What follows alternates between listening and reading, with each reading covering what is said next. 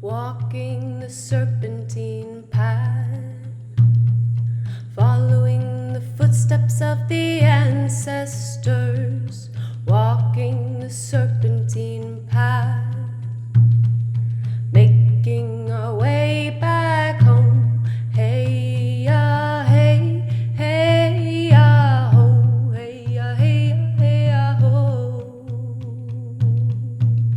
Hey ya, hey, hey ya, ho. Following the serpentine path.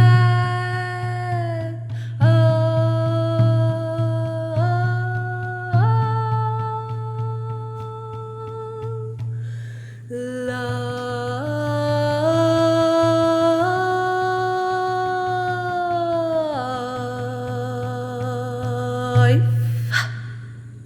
Hello, everyone, and welcome to the Serpentine Path podcast. My name is Claire Wowdy Yassid, and I will be your guide on the serpentine path of life. I'm a songkeeper, plant walker, storyteller, word weaver, artesana, visual and performance artist, daughter, granddaughter, sister, lover, student, and friend, among many, many, many other things. I've spent my life traversing through altered states of consciousness and find it fascinating to explore all the ways in which our modern culture has become almost entirely severed from our innate instinctual and intuitive ability to see beyond the veil of so called reality. In this podcast, I will be sharing my own personal stories and insights regarding all things related to plant medicine, the birth, death, rebirth cycle, ancestral reconnection, intergenerational healing, womb sovereignty and bodily autonomy, dream work, rites of passage and initiations, time travel, shape-shifting, dimension hopping, and the reclamation of our collective earth-based practices, all of which I consider to be portals into altered states of consciousness. I thank you with my deepest respect and humility for taking the time to open your ears, your minds, and your hearts to what it is that I have to share. The telling of one's story is an intimate and vulnerable experience. It is also, in my opinion, one of the most powerful, illuminating, liberating, and healing medicines that a person can offer to the world. Hearing the cadence in a storyteller's voice, their laughter, their tears, their tone, their pauses, their pain, their joy, their curiosity, and their heart's song is something that can only truly be experienced by way of oral storytelling. Thus, in honoring the storytelling lineages of all of our ancestors, I offer my story to you now. In another world, another time, another dream, we're all sitting together in front of a big fire, passing our visions across the flames and receiving the medicine in our hearts. So, again, welcome to the serpentine path where the ancestors have called us back to. Let's start at the end and find our way back home together.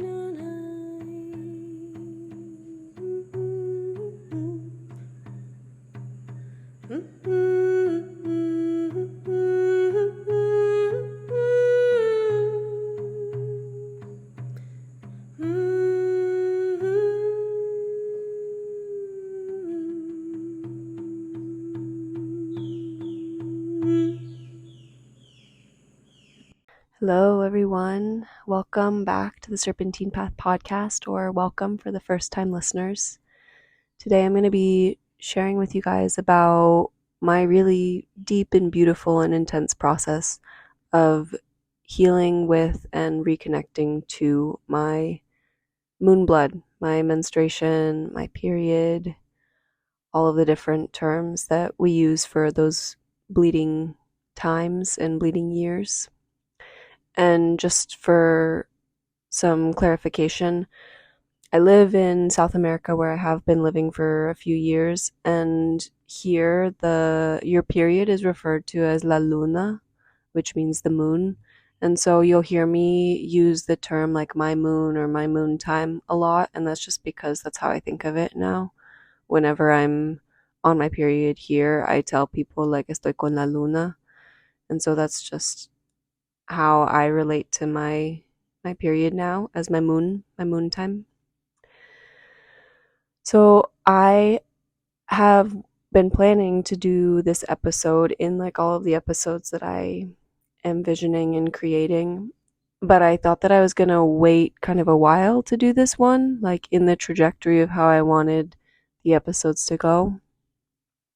But then I started bleeding yesterday, and I woke up today on the second day of my period, which is usually the heaviest day of my bleeding and kind of the most intense and also the most insightful, the one where I feel like I have the deepest connection to my intuition and my wisdom and really beautiful visions and strong experiences. And I just had this moment where I was like, okay, I think I need to record the episode about my moon. Like it's all kind of flowing out of me right now, literally. With like the heaviest day of my bleeding, and so I'm just going to let it flow. I don't have any notes. I don't have any planning that has been done for this episode, but I'm just going to allow the intuition to come through. And I also want to acknowledge that people have really, really complex and layered relationships to menstruation and to menstrual blood. There's so many reasons for that I'm sure will come throughout this episode. So I just want to really honor wherever you're at with your blood. If you're at a good place with your blood and you feel really comfortable and really safe and really secure and really good in your experiences of bleeding, then I'm really happy for you. And I know that it probably took some work to get there, so good job. In case no one has ever really offered you the congratulations that you deserve in all of the unlearning and deprogramming and then relearning and reprogramming around your thoughts and your relationship to your blood and to your body. So good job. I'm proud of you. For those of you who have a really challenging relationship with your blood, who maybe have really painful periods and like just dread your moon time, for those of you who deal with some difficult reproductive health issues and, you know, just your entire cycle, not just your bleeding days, but your whole menstrual cycle is a place of a lot of pain and confusion and frustration, know that I'm really, really holding you in my heart, and know that my womb is holding your womb in solidarity and in sisterhood, because I have also dealt with some pretty serious and frustrating and painful and sad and disempowering experiences with my relationship to female reproductive health and my womb and my cycle and good hormonal balance. So know that I am there with you in that, and that whatever you're doing to try to heal and to manage and to find peace in your body, that I see you and I recognize you and I know what you're going through, and I love you deeply, and you are also doing really, really good work, and I hope that you're proud of yourself in whatever your process has been, because I know it's not easy. So I'm going to start at the beginning, which is when I went through my process of menarche, which is when you begin to bleed, and those kind of years leading up to your bleeding and puberty and hormones and all of those wonderful and confusing and weird and fun and fascinating changes that young girls' bodies go through. I was the last of my whole friend group to get my period, and I wasn't that old. I was like almost 14. It was maybe like a month before I turned 14. but I was the last of all of my friends. And I remember I was also like such a late bloomer when it came to body changes. I was like a little rectangle, had no boobs, no butt, no hips, nothing for a really, really long time, almost until like my junior, senior year of high school when I went on birth control and like started developing more of a womanly figure. I was like really awkward as a pubescent little girl. Bless my heart. So funny when I think about it now. It's funny when I think about it now, but it was so painful and embarrassing in the moment to see like all of my girlfriends getting boobs and to see their hips kind of filling out and their figures transforming. And that just wasn't happening for me. However, I am a lot taller than most girls. I'm not super tall, but I am 5'7". And so I know that like getting my period later also allowed me to grow. I'm the tallest woman in my family. My mom and my sisters are both, a couple inches shorter than me. So I'm not upset about that. I like my height. It's good to be short too. There's nothing wrong with anyone's height, but I do like being 5'7". And so I remember watching all of my girlfriends go through this process with their blood, and I remember all of the societal ideas that I was absorbing around blood, and I also remember watching my mom manage her period. My mom didn't really have much of a relationship with her blood, and I've asked her about it as I've gotten older, about her cycle, and she was like, I don't know, I just never really noticed. I would bleed and it would stop, and it just didn't stop me. I kept going to work and I kept going to, my mom played tennis, so I kept going to tennis practice and I just pushed through and whatever. It wasn't something that she really put much attention on. However, I can look at it now and I can see a lot of wounding, not just within my mother, but for like all women in general during the entire menstrual cycle, not just those days of menstruation and bleeding, but the entirety of their cycle, and really not understanding anything about our hormones and not understanding anything about, especially like the luteal phase, which is so often, when people say, oh, she's PMSing in a very derogatory way, not understanding that like the luteal phase is such a sacred time of the menstrual cycle. And I'm going to do a whole episode dedicated to just like the female reproductive cycle in general. So I'm not going to go deep into the luteal phase now. But when I do think about those days, like right before your bleed, when you're coming into the sensitivity and the tenderness and the intensity and like the deep, deep kind of descension into the underworld that is the bleeding time, like those few days before bleeding are like so sacred to me now that I've come into right relationship with my blood.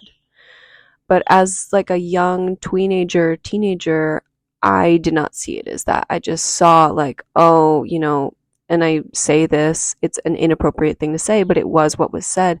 Oh, she's being a bitch because she's PMSing. I feel like that was something that I heard like on television, on the radio, that I heard other people say around me, that I heard girls say about other girls, women say about other women, men and boys say about women. And so it was just kind of this like understanding of like, oh, when I start to bleed, I'm going to get bitchy, which I think bitch is a horrible word. And I try to never use it at this point in time. I know everyone has their different relationship to language. People can use whatever language they want to use. I personally really don't use that word pretty much anymore because it is such a derogatory word oftentimes.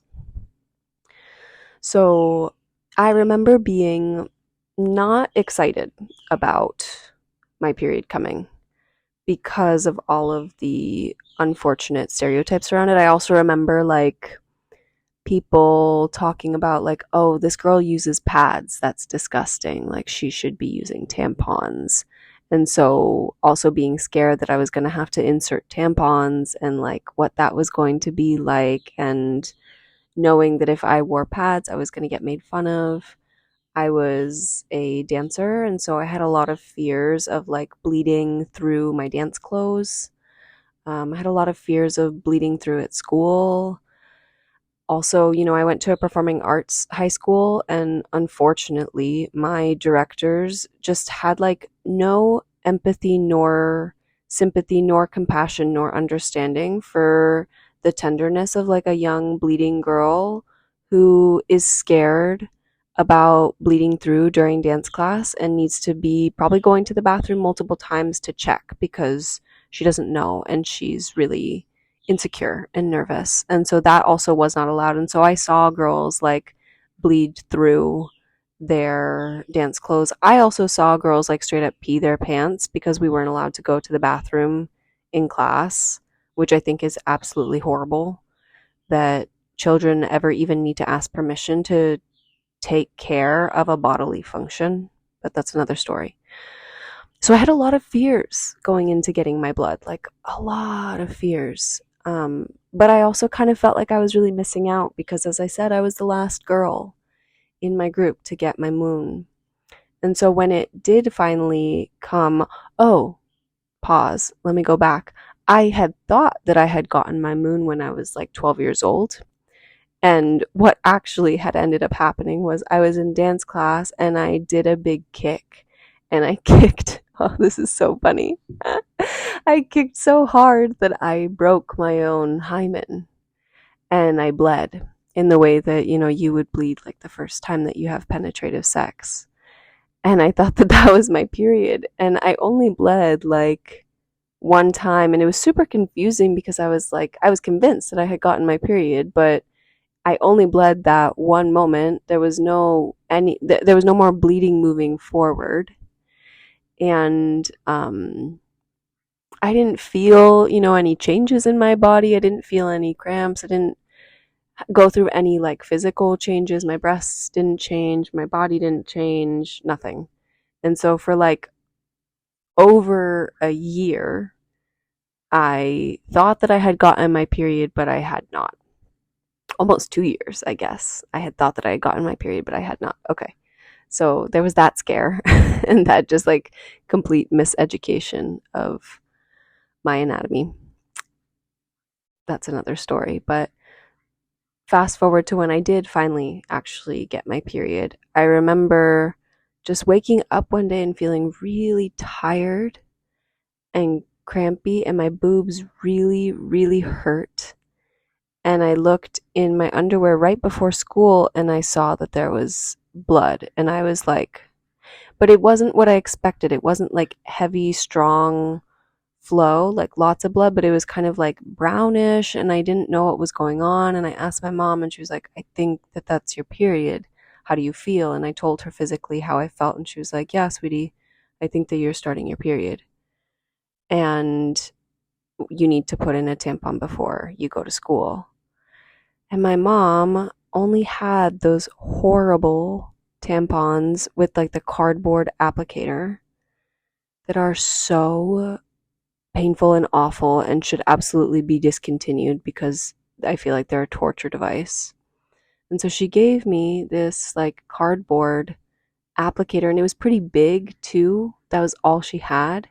And I remember being in the bathroom and just crying and crying and in physical pain trying to get this thing in me. I obviously had never experienced any form of like vaginal penetration. And so I'm like penetrating myself for the first time with this object. And it is so painful. And I remember just having like a panic attack and like asking my mom, like, can you do it? Like, I need you to do it for me. And my mom was just like, like she just didn't know what to do. And so eventually she just like gave me a pad and was like, just do this for now. And I was horrified. I was like, no, not a pad. Everyone's going to think I'm so disgusting. I can't do a pad. I have to figure out this whole tampon situation, whatever. And I remember going to school and I think that I told my girlfriends and I was obviously like not having a good time. Like I was like traumatized from the morning of trying to insert this cardboard applicator and I was scared and I was sad and I was confused and I didn't feel good in my body. My boobs hurt. I was so crampy. I remember my back hurt. I was supposed to go to dance class and I remember the girls making fun of me. oh, she started her period and that's why she's being so sensitive, and oh, that's why she's being such a bitch, and all the unkind things that little girls say. And I also remember being terrified that the girls were going to spread to any of the boys in my class that I had gotten my period. I was so scared. And it was just not fun. Like, that is like the last kind of an initiation that I would want any young girl to have into her bleeding time. Like, it just sucked, you know? And I remember I went home and my mom had bought me some plastic applicators for like a light flow. So they were small and kind of thin tampons. And she was just like, okay, just go into the bathroom and get comfortable with your body and figure out how to do this, okay? Take as much time as you need. No one's going to bother you. Like, go and figure this out. And so I did, and I had done what a friend at school had told me. She told me to like put Vaseline on the applicator, which now I would never tell anyone, much less a young girl, to put Vaseline inside of their vagina because it creates a lot of vaginal health issues by messing with your pH. But, you know, she was trying to help, and she did help because it did make it easier. And so I remember putting Vaseline on the applicator and inserting it into me and taking the applicator away, and the tampon was inside of me, and I felt really, really proud of myself. I was like, ah, I did it, and it didn't hurt, and I'm okay. Okay. Okay.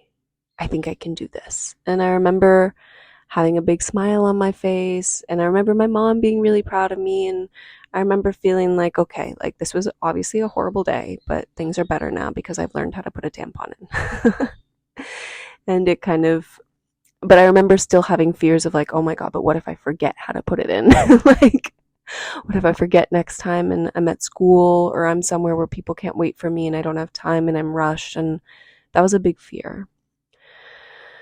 And then my sister, I have two little sisters, one who's 2 years younger than me, ended up getting her period like pretty soon after me, just like a month or two after me. And I remember being kind of like annoyed. I was like, why did you get yours so soon? And why is your body developing so much faster than my body? And I just feel so awkward and still really flat chested. And why do you have boobs and I don't? Like, I was really jealous and upset and confused and like competitive, and with my sister, but also like all other girls. I remember menarche feeling like a really competitive time and not one of like much awakening and joy. And I didn't get really any education around my blood at all. Like, I didn't get any education of how to care for myself when I was bleeding. I didn't get any education around what are like good foods to eat, what kind of like natural medicines can support your bleeding time, any herbs, nothing. It was like, you have cramps, you take Midol. You need to get through the day and you're on your period, like get some caffeine in you and keep going, you know, like drink coffee, which now I know drinking coffee on your period is just like a really bad idea based on the way that it just completely hijacks your hormones and really fucks with you. But that's actually also what Midol is that it's a painkiller, a dual painkiller and caffeine. And so it just numbs you completely. And so I just remember for years that was how I dealt with like some pretty severe period pain, was just like take a Midol or take an ibuprofen or, you know, a Tylenol and just keep going. And there was no space being held for, oh, you're on your moon, you're tender, you're sensitive, you're emotional. Just go rest. Just go rest and chill, and we'll cook for you and bring you some chocolate. Watch your favorite, you know, TV shows or movies and just be in your process, you know. There was none of that. It was just like push through and ignore, and this isn't a big deal. You're bleeding, that's not a big deal. That's not important. Keep going. So when I started taking birth control, I started taking birth control when I was 16 years old. until I was 20. So almost 5 years. It was like 4.5 or almost 5 years that I took birth control. And for those who don't know, birth control halts your natural cycle. So you're actually not ovulating on birth control, which means that you can't actually bleed because there's no egg that you would be releasing. What the so-called period is on birth control is actually a withdrawal bleed from the um, halting of any hormones in your body. So for 3 weeks, like if you look at a package of pills, there's 4 weeks there, right? One of the weeks is just like sugar pills.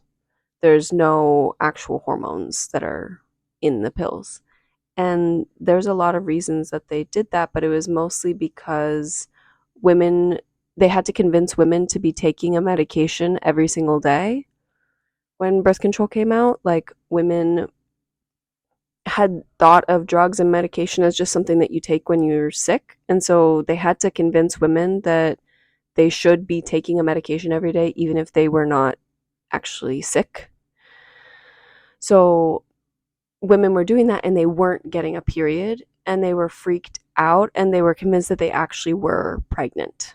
And so what the creators of birth control did was that they created that week of sugar pills, which would prompt a hormonal withdrawal, which would prompt a hormonal bleed, which would trick women into thinking that they did still get a period.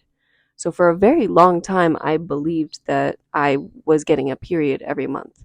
When you are on hormonal birth control, you do not get a period. You do not bleed. It's a withdrawal bleed. It is not a natural period at all. Because, as I said, there's no egg being released because your body is not ovulating. So when I was on birth control for all of those years and getting a fake period every month, I didn't really have any cramps, and my period was, of course, very dependable. It came every 4 weeks as the pills, um, forced that kind of structure onto my cycle. And when I did finally get off of birth control, I got an IUD inserted, and I didn't get a hormonal IUD, but I got a copper IUD inserted, which I didn't know this at the time, but the way that both of the IUDs work, but I'll talk about specifically the copper IUD, is that copper is a natural spermicide. That's what they say. They say copper is a natural spermicide. That's how it works. But the other way that an IUD works is that it creates so much inflammation in your uterus that life is quite literally like inhospitable. And so your uterus is in a state of constant, severe inflammation. And what they often say about the copper IUD is that your period will become a lot heavier and a lot more painful when you get it inserted. Not always, but for the most part. So that is exactly what happened to me when I got my IUD put in. I was in so much pain on my period. And also my cycle changed and kind of it normalized itself out, but it took a long time for me to get a normal cycle back. Sometimes I would go like 7-8 weeks without bleeding, and then my blood would come and it would be horrendous and extremely painful and really, really heavy. And again, I was just taking, Midol or acetaminophen and pushing through and not resting and not giving any care or attention to my bleeding time, just totally numbed out with my body. And my cycle did finally kind of balance itself out. And what I've learned now is that my cycle usually goes somewhere between 31 and sometimes 35 or 36 days, depending on a lot of things with my kind of leading up to ovulation. So if I'm like sick, if I'm stressed, if I'm traveling, or if my hormones are a little bit off that month, then my cycle will be a little bit longer or a little bit shorter, depending. That's normal for all of the women in my mom's side of the family. We all have kind of longer cycles. My grandma, my mom, my aunt, all of us kind of cycle 31 to 35 days, generally speaking. Which I thought that there was something wrong with me because I was like, I should be cycling every 28 days. I was cycling every 28 days for all of those years that I was on birth control and my period was super dependable. So what is going on now? I'm not regular, when the fact of the matter was I actually am very regular and I have a very healthy cycle. Your cycle can be anywhere, a healthy cycle can be anywhere between 24 and 38 days. There's a lot of variation. No one had ever told me about that. Everyone had told me it's 28 days. If it's not 28 days, then there's something wrong with you. So I had to do a lot of unlearning around, like, there's something wrong with my cycle. So anyway, I'm on my IUD and I'm in so much pain when I'm bleeding. And I remember being bleeding and having to be in dance rehearsals and dancing really hard and pushing and being terrified of bleeding through my dance clothes, and then having to go to my job after rehearsals, working at a restaurant, working on my feet, running around the restaurant, bleeding, being in so much physical pain, being really tired. I remember one time I was like asking, I think I started my period at work and I asked one of my bosses, who was a woman, I was like, do you have a tampon? And she was like, yeah, but you need to pay me back for it. And I remember just being like, what? That's not how we should be treating bleeding women. Like, why there isn't just a big box of tampons and pads for women in the office that are freely given out. I can't, like, I'm not understanding, like, it was such a brain fuck for me to be like, why is this woman saying that I owe her for menstrual products? Like, what? But anyway, I just remember like those years of like just pushing through my period, just ignoring the reality of what it was to be bleeding, ignoring my emotions, ignoring physical pain, ignoring the very clear underlying hormonal health issues that my period was trying to communicate to me, and just like, yeah, not having really any connection to my blood. And there was a certain point when I decided that I wanted to move from using tampons to using a menstrual cup. I don't remember what the reasoning was for that, but I was like, let me just give this a try. And so I stopped buying tampons, which is actually, it was a really positive financial change that I made. A menstrual cup is like a more expensive investment. I think some of them are like $40 or $50 or so. But then I never bought tampons or pads again. So I started with that shift to a menstrual cup. And that was actually really interesting because I was seeing how much I was actually bleeding, right? And I was also like having a much more intimate relationship with my blood, because with a menstrual cup, you have to insert your hand a lot further up into your vagina. And so I was having this relationship with my blood more and more, where I was like feeling blood on my hands, and seeing how much I was bleeding and being like, wow, okay, that's really cool. With a tampon, it's a little bit different, right? Even with like an applicator, you don't need to put your hands all the way up into your body, just kind of to the vaginal opening. And then you pull it out and it's like all clean and tidy and very sterile. And, you don't have to touch your blood or have any relationship with your blood at all. So I remember that shift to using a menstrual cup was at first like kind of scary, and I was kind of grossed out, and I was like, yeah, like coming face to face with my own understandings of how I saw my blood. And more and more and more, I was like, this is actually really cool. And I actually love feeling the blood on my hands and washing my hands off and seeing what my body is doing and having more of an intimate relationship, and also seeing what my blood looks like, seeing how heavy it is, seeing if there are any clots, seeing the color of it. All of that was like really interesting to me. And at a certain point, I just decided that I didn't actually even want to use a menstrual cup anymore, and that I just wanted to buy period underwear and let myself free bleed. And that was a game changer, and that's what I still do now. And I don't think that I would ever want to bleed any other way at this point in time. I actually can't even imagine like sticking anything inside of my body while I'm bleeding to like soak up the blood. Like, I really think that it's the best thing for my body just to like let it flow and to not like yeah, try to stop it and try to like keep it in my body either. Like, it's meant to come down, it's meant to come out. So that was a big game changer for me, was wearing my period underwear. And I love my period underwear. And I guess it's not technically free bleeding because I am technically using like a menstrual product, but it is also kind of free bleeding because I'm just letting it all release. So a big shift came for me when I got my IUD, when I finally got it taken out. And I got my IUD taken out after I started my path with Jahe. I started drinking Jahe when I was 24, and in one of my very first ceremonies, the plant, the spirit of the plant, told me that I needed to take my IUD out, that it was causing a lot of pain and that it was causing a lot of vaginal infections, actually.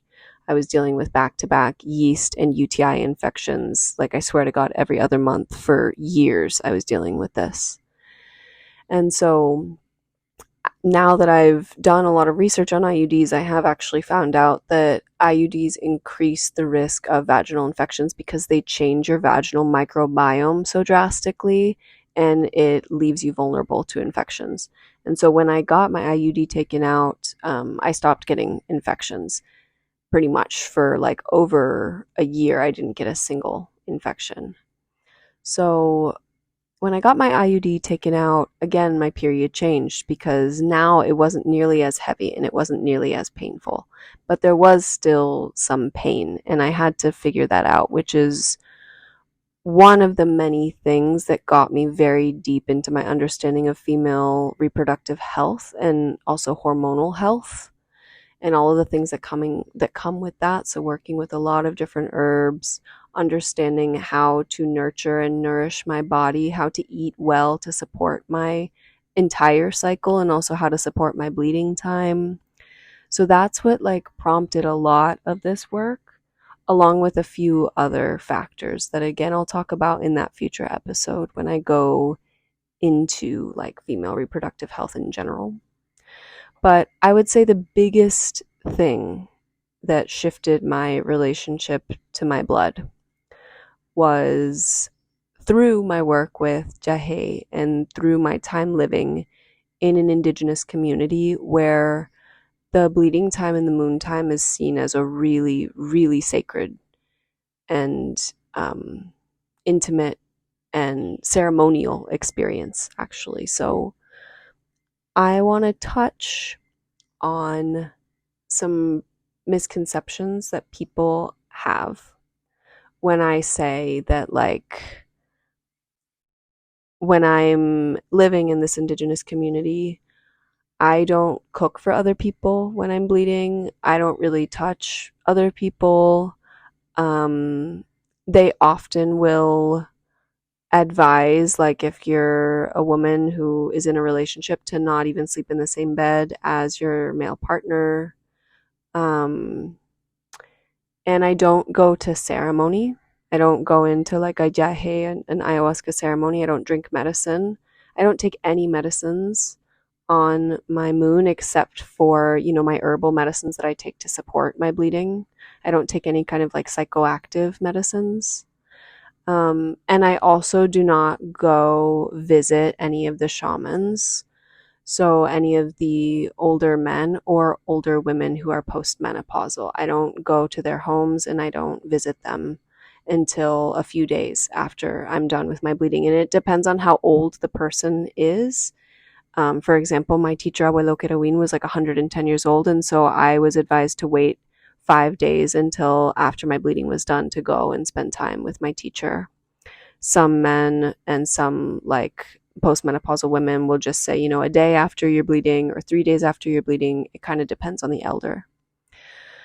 So I want to explain that more to people because I've seen myself go through this process, but I kind of adjusted my vision pretty quickly when it was explained to me by the women in the village.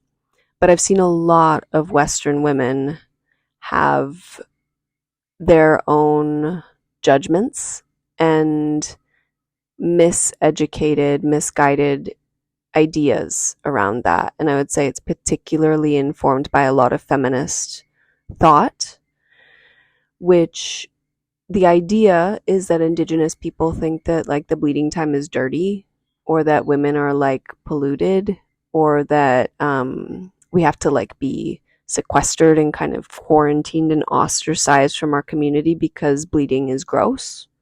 That's what I've heard a lot of Western women, and not just white women. I want to clarify that. This is not just an idea of white women who come to indigenous communities. I've seen women of all races have this concept when they are trying to wrap their minds around an indigenous vision of the bleeding time. A lot of women will be like, oh my God, but that's so patriarchal. Like, that's so oppressive. Like, that's so disgusting that that's how they see the blood, and that they're like scared of my blood. I've heard a lot of women say that. I've also heard women make up complete falsities around like, oh, the male shamans, they're so scared of my blood. They think my blood's going to make them go crazy or something. I've heard women say that, which is not true, and is racist. Like, I'll just name it, like, that's just racist, actually. And miseducated. And I understand why they think that and why they say that. I get it. But let's just like be real here. So the way that it was explained to me by the women in the village, and also by the elders, and also by the men, because the men have a really different relationship to blood, in that what was shared with me is this: menstrual blood is even more powerful than the medicine of jahe, the medicine of ayahuasca, which ayahuasca is one of the most powerful psychoactive substances on earth, like one of the most naturally powerful psychoactive substances on earth. In the cosmology of the Kofan, and also of many, many indigenous groups worldwide, menstrual blood is seen as even more powerful than that. And what they say is like the reason that women don't drink in ceremony when they're bleeding, traditionally, let me clarify, traditionally they don't. They've made a lot of exceptions for Western women who want to come and drink and who are bleeding in ceremony, because they do understand that women want to have the experience and maybe they won't be in the jungle for a long time. So they do make exceptions. But traditionally speaking, the reason that women do not drink in ceremony is because the menstrual blood is so powerful that it will actually cut the effect of the jahe. The reason for that is because in the jahe, or sorry, in the indigenous cosmo vision of the blood, a bleeding woman is actually like at her height of power during her bleeding time, and also the first few days after her blood. They say the first 3 days after her bleeding is when she is actually her most spiritually powerful.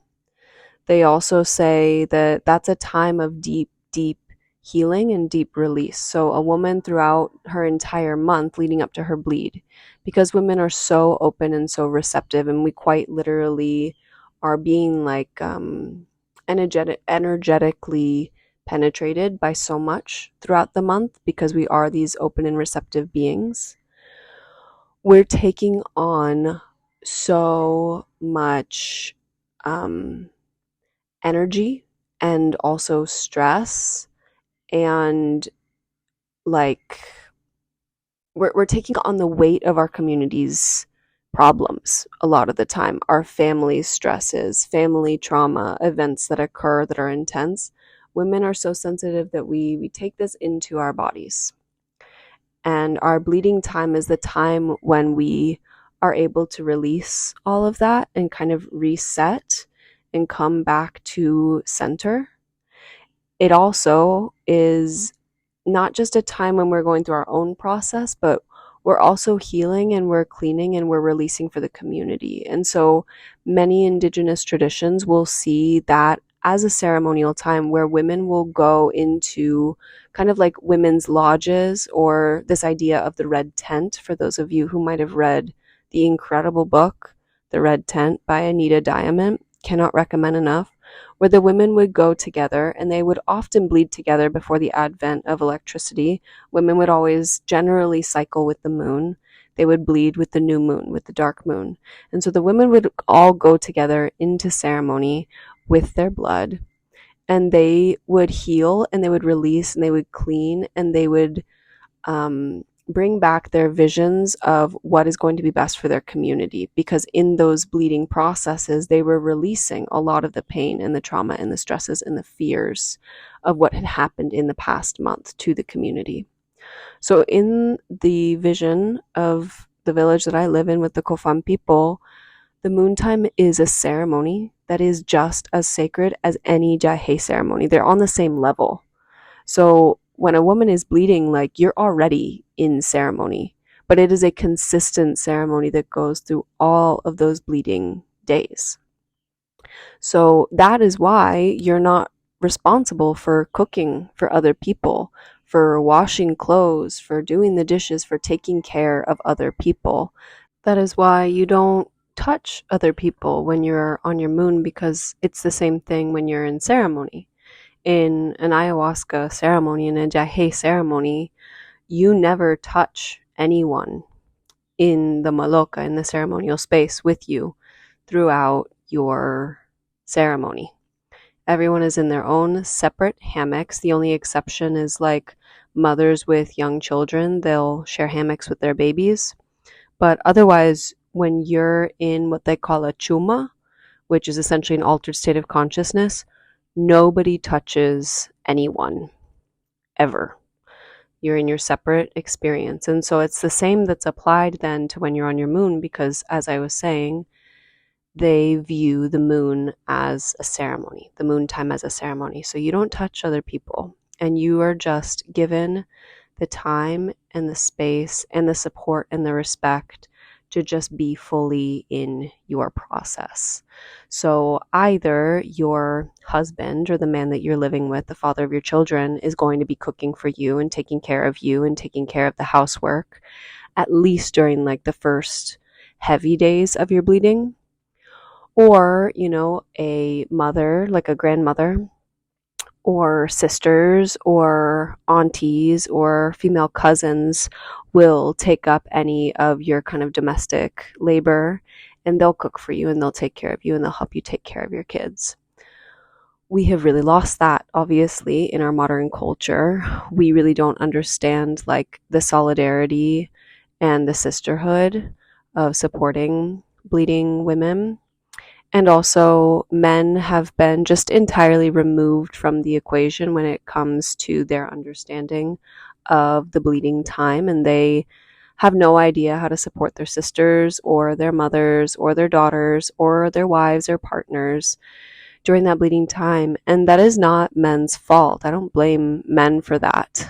I think that, and I also don't blame women for that. There's a lot of reasons that this has been taken from us, and it's actually like very systematic, separating women from their bleeding time and their bleeding power.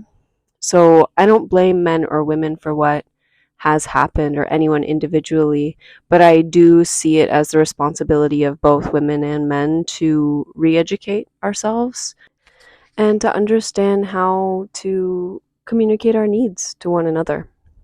So, all of that is just to say that, you know, being able to be in a community where the bleeding time is seen so differently and seen as really, really sacred, and seen as a time where a woman gets to receive a lot of support, drastically just shifted my relationship to my bleeding. And I want to share now a story with you guys that also had a big effect on how I saw like the initiation into our bleeding time, our bleeding years, and into womanhood in a lot of traditional lineages, intact lineages. There are like two occasions that really transform a woman's role and like status in her community. One of which is when she becomes a mother, but also one of which is when she starts bleeding. A lot of the time when you begin to bleed, you are seen as like a woman, like you're no longer a girl or a child, but you're a woman. So the story that I'm going to share is from the north of Colombia in the region called the Sierra Nevada, where there are 4 different indigenous ethnic groups that are all kind of under the same umbrella. And in these communities, there are the mamos, who are the male shamans and wise men of their lineages, and then there are the sagas, who are the wise women and the female shamans. So in these communities, when a young girl starts to bleed, no one can see her face except for her mother and the saga, the wise woman, and the saga's apprentices. So when a girl begins her period, she tells someone in her family, don't look at my face, go get my mother. I've started to bleed. And the mother will come and gather up all of the necessary things that she's going to need over the next few days, and she brings her into a sacred women's space with just the saga and the apprentices and the mother. And over the next few days while she's bleeding, the saga, the wise woman, instructs this girl what it means for her to now be transitioning into womanhood. And so she says to her, your blood is now your initiation into the community role that you will take on as a woman. So these few days of your bleeding time are the time for you to let go of childhood and for you to begin learning what it means to be a woman in your community and what your community role is going to be. So as a woman in your community, you, along with all of the other adults, are responsible for maintaining the harmony and the balance of our community. And as a woman, your role is to be weaving this harmony and this balance with all of your life's work. And the way that you weave is you are going to be meditating and praying and maintaining consciousness through all of your daily activities. So when you go to collect wood for the fire in the forest, these are the prayers and meditations that you are going to do in order to maintain balance with the spirits of the forest and to ask for the wood to stoke the fire, to heat up food for your family. When you are going to gather water for washing plates or washing clothes or to cook with, these are the meditations and the prayers that you are going to say in order to maintain right relationship with the water spirits as you gather water to care for your community. You are not going to speak badly about any of the other women or any of the men or any of the children in the community. So if you have an issue, you need to speak to that person directly, or you can take any community disputes to an elder and we can figure this out. But the most important thing that the women teach this young girl who's transitioning into womanhood is the meditation practice of weaving. So the women of the Sierra Nevada are famous for their woven work, and their weaving is their spiritual and meditation practice. They weave all of the clothes of the community, but they also weave these mochilas. And so a young girl who's transitioning into womanhood receives her needle, and she is taught the spiritual practice of weaving the harmony and the balance and the equilibrium between men and women, between elders and children, and between human beings and all other living beings in the cosmos. And so throughout her entire bleeding time, this girl is given the opportunity to be initiated into the female spiritual practice. And what she does is, in those bleeding days, she learns how to weave 2 different mochilas, little bags. One is to hold all of the positive things in life, and one is to hold all of the negative things in life. And the negative bag stays empty until she meets the man who is going to be the father of her children, and then she offers him that bag. But it hangs in her bedroom on her door until the time that she meets the father of her children. And so when I think about a rite of passage like that, that initiates a young woman into her bleeding years, and I think about just how different my life would have turned out had I been given that same opportunity, had I been brought in with my mother and with a wise woman of my community who had taught me how to take care of myself when I was bleeding, what medicines to use to support my process, how to move through the world as a woman and what my new community role was going to be, what my responsibilities were, and how to situate myself within my vision of the community and my family, I think that things would have been really different. And I think I would have had a really different relationship to womanhood.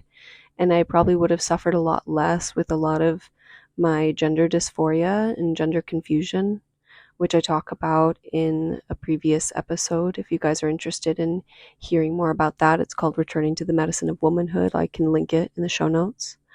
I also think that if I had been given the opportunity to really intimately come into relationship with my blood and also the power that my blood held, the innate power that a bleeding and fertile woman holds in her body and the capacity to create and birth life, and just a closeness with my body and not like just being taught to ignore and numb and shut my body down and like squash any kind of pain or discomfort that I was feeling and just push through.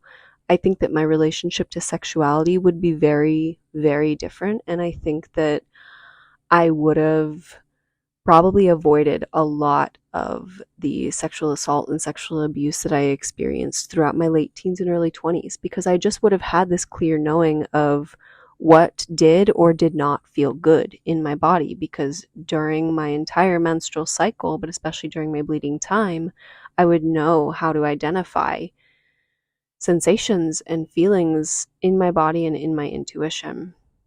So I think that there's a lot of grief and a lot of sadness and a lot of pain that has come with my reclamation of my moon time and reconnecting to my moon time. And there's also been a lot of joy and a lot of healing and a lot of deepening into my innate wisdom and my innate intuition and power. But it has been really complex and really layered and really sad in a lot of ways, because it also has just shown me how fractured our entire modern society is when it comes to our lack of understanding for how to take care of women of reproductive age in their bleeding years. And, something that was initially kind of shocking and surprising to me, and it no longer continues to be so, is when I started being really vocal about like saying to people, when I'm in my first few days of bleeding, I don't do anything. I don't work. I don't take care of other people. I just look after myself and I rest and I'm in ceremony. And I had a lot of people, both men and women, but particularly a lot of women, and particularly a lot of women who are really deep in their feminist thought, which is like, Claire, that's really anti-feminist to say that women, can't work when they're bleeding and that they can't do everything that a man can do. Like, that's what our feminist foremothers fought for. And I think back to what I had learned years ago about a lot of second wave feminists in the 60s and 70s who would get together and who would essentially use like a medical vacuum, like a vaginal vacuum, to suck out their endometrial lining so that they could like completely remove all of the material inside of them that is their monthly blood. They would suck it all out so that they wouldn't have to go through the process of bleeding, so that they could just keep working. And so I think about women doing this to one another in groups, and I think about this like menstrual vacuum that they were experimenting with, and I think about how that natural time of rest and reset and hormonal dip and return is then just like shut down and taken from us. And we're forced to fit into this more masculine and patriarchal way of moving through the world, where that beautiful dance of our moon in our moon time, there's no space for it, right? And so what I'm now able to see is like when people accuse me of being anti feminist or anti woman, when I say that no, I do not think that women should have to work on their period, especially those first like heavy days of bleeding, you know, the first 3 or 4 days for most women.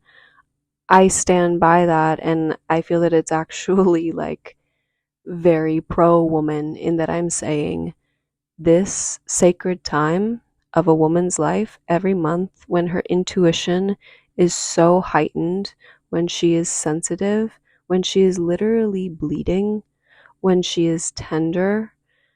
This is a time that she deserves to be cared for. This is a time that she deserves to be supported. This is a time where all of the other people in her life, where she nurtures and who she takes care of all the time, where they step up for her. They cook for her. They clean for her. They help take care of her children. They step in and allow her the space to rest. In what world is that anti-feminist? In what world is that anti-woman? When I'm saying women deserve support, women deserve care, women deserve to be in the sacredness of the ceremony of their blood. And that time of the month is not meant to be something that is pushed through or numbed, but it is a time to be fully embraced and experienced. The other thing that I would say about it is that how a woman's period is experienced, particularly in regard to any kind of menstruation symptoms, so like heavy cramping, really, really heavy bleeding, clots, PMS, anxiety, depression, intense mood swings, cravings, hormonal acne, all of that, those are all indicators of underlying hormonal health issues that can create actually very, very serious medical consequences, including cysts, including fibroids, including endometriosis, including a lack of fertility. There can be serious issues actually with fertility if a woman is having issues with her bleeding. It can be reproductive cancers, vaginal, uterine, ovarian, breast cancer. All of that can be recognized in a woman's period. And so if she doesn't get the time to intimately know her period every month and to notice genuine, like kind of gradual changes that are occurring, if things are getting better or if things are getting worse every month, because she's pushing through it and she's numbing and she's just taking Midol or acetaminophen and caffeine and forcing herself to like grit through the pain, there are going to be serious health consequences moving forward. One of which could be she could have serious issues getting pregnant. She could lose her fertility potentially. And all of that can be avoided if she has an intimate understanding of how her cycle is looking in the reflection of her period. Because that's what your period is. It's a communicating device as to how the rest of your reproductive health and fertility is looking at that moment in time. It's like a snapshot in time. So again, in what world is me advocating for a woman's ability to rest and come into right relationship with her bleeding days? Anti-feminist. I'm quite literally talking about like taking integral steps to improve women's reproductive health, to avoid all of the serious health issues that women go through. And a lot of the time that they don't even know that they're experiencing until after they get off of birth control, many of which have been on hormonal birth control for 5, 10, maybe 15 years. And all of those symptoms have been masked by false periods and withdrawal bleeds, right? So all of that is to say is that like coming into right relationship with my blood has just blown the doors off of everything. And it's shown me how deep the wound is with our blood. And it's shown me how warped and distorted our relationships to our wombs have become. Another thing that I have learned about my bleeding time, there's an amazing educator who I cannot recommend enough. Her name is Rochelle Garcia Saliga. I took this amazing class called Physiologic Baby Care with her. It was like a 6-week long online course. And in that, she focuses a lot on postpartum work. She is a certified midwife, but she focuses now specifically on postpartum care and parenting.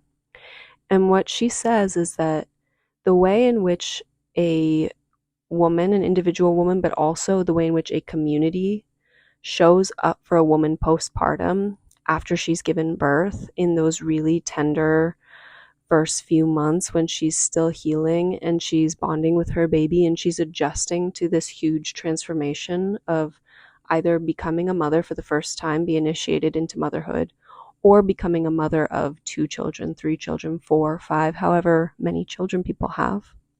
The way that an individual knows how to advocate and communicate their needs during postpartum, and the way that a community knows how to show up for a postpartum mother and to respond to her needs is actually indicated in the way in which the woman knows how to advocate for herself while she's bleeding and express and request for her needs to be met and supported while she's bleeding, and by the way that her community shows up for her when she's bleeding. And so when I look at that link, that menstrual care and the support of bleeding women is the indicator for how we show up for new mothers, which in our modern society, like the fact of the matter is we don't show up for mothers at all. Mothers have no support the majority of the time.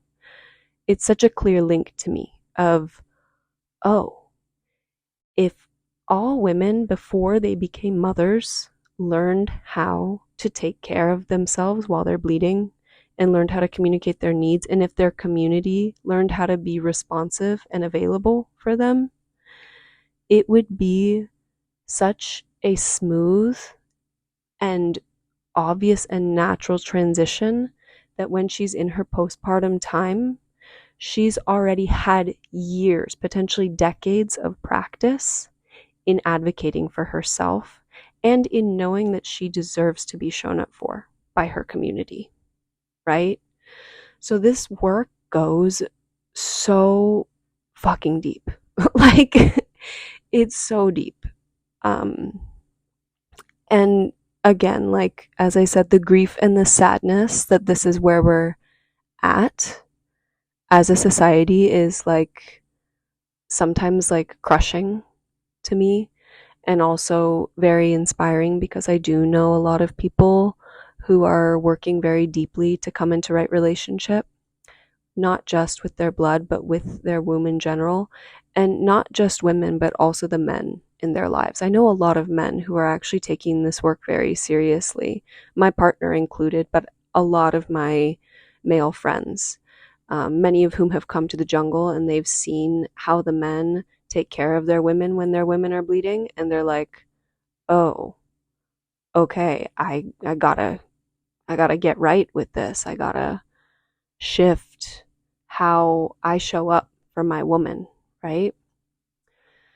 So I'm gonna close by just sharing one last thing, which is that a lot of different intact lineages view the moon time as a ceremony, right? And I, in myself, over the past year plus of coming into right relationship with my moon, I would say to people, like, my moon time literally feels like an altered state of consciousness. I'm so in touch and I'm so in tune and I'm so deeply, deeply, like, intimate with my innate wisdom and knowing. And I'm having visions and dreams, and it literally feels like I'm in a chuma, like I'm in an altered state of consciousness that I feel in an ayahuasca ceremony. And I never understood what that was about until I learned that bleeding women, during our period, the line that separates the two hemispheres of our brain actually dissolves. And our two hemispheres of our brain are working in conjunction together and communicating and firing neural pathways that during any other time of our cycle, we're not capable of doing. But during our bleeding time, that's what we're doing. And so we actually are quite literally in a state, in an altered state, but also in a heightened state of consciousness, of intuition, of deep collective wisdom and collective knowing. And it's when I learned that fact, I was like, that is why all intact lineages and traditional societies know so clearly that the moon time is a ceremony and that it is sacred and that it is never something to be intruded upon. It is not something to be diminished or numbed or ignored, but it is the ceremonial and sacred time of the women every single month. And it's something to be celebrated and it's something to be supported. And it just kind of affirmed to me that my understanding of like, whoa, what's going on? I'm like tripping out. I'm in this altered state of consciousness on my moon. That's because I am. And that's because we are. And so if you're a woman who is still in your bleeding years and you experience that every month, that's because you are in an altered, heightened state of consciousness where you are capable of tapping into some of the most profound and powerful truths of what is going on in the collective. You are deeply sensitive. You are so tender and you are so awake. Like your vision is so clear in that time. So trust your vision. Do not numb that vision. Do not push through it. Do not squash it down. Do not ignore it. Do not diminish it. Do not discredit it or invalidate it. You are at your most powerful when you are bleeding. And no one can take that from you. No one. Ever. Okay. I shared a lot. I'm going to wrap it up and just share what I'll be offering on the Patreon, which is going to be, I think, an extended episode about all of the things that I do to prepare for my moon and also to take care of myself while I'm on my moon. So I'll share like what herbs I work with, what tools I apply, like different creams, my moon belt, let me think, other just organizational things that I do in my life in order to create space for me to take off as much time as possible when I'm bleeding, and also just other resources that I've found that I could pass on for this kind of education for people who are wanting to get deeper into their ceremony of their moon. I think I'll also share about how you can show up for the bleeding women in your life. So if you're either a man who is living with women who are bleeding, or if you are in a relationship with a woman who is bleeding, what you can do for her to support her.